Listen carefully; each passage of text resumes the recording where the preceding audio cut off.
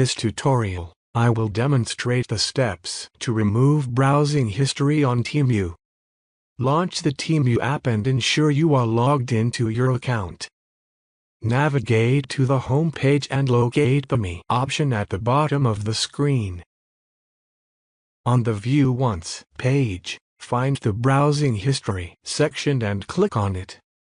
Scroll to the right and click on See All to view all your browsing history. To delete an item from your browsing history, click on the three dots at the right corner of the item and select Delete.